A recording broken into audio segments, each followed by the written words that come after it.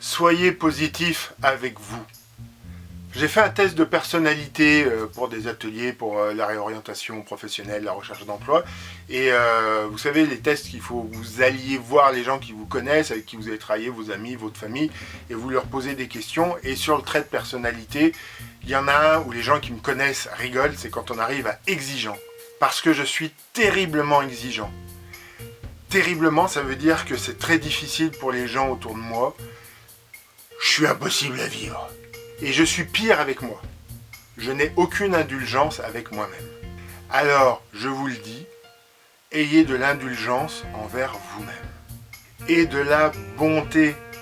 Et on va travailler sur des petits détails. Par exemple, apprenez à ne parler qu'avec des mots positifs. Ça fait un peu orwellien. Faut utiliser des mots positifs, même si faut les tourner. Par exemple, on va pas dire « n'aie pas peur », mais on va dire « aie confiance ».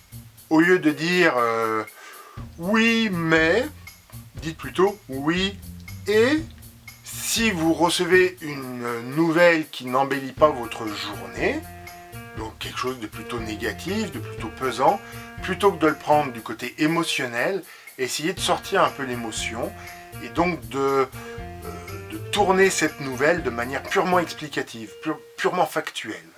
Et paradoxalement, apprenez à dire non.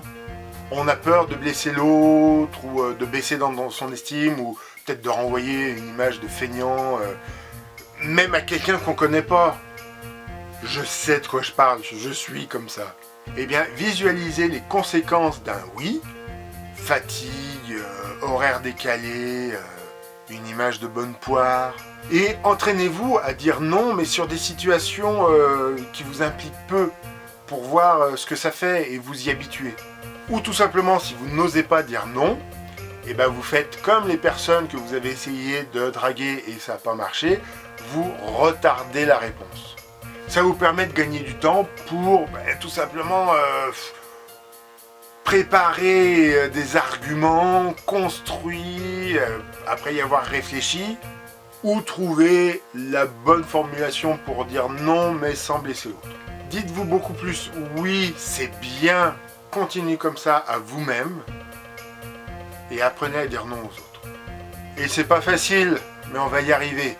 Si je peux le faire, tout le monde peut le faire et on va le faire ensemble et sur ce coup-là, je compte vraiment sur vous. J'ai besoin de vous.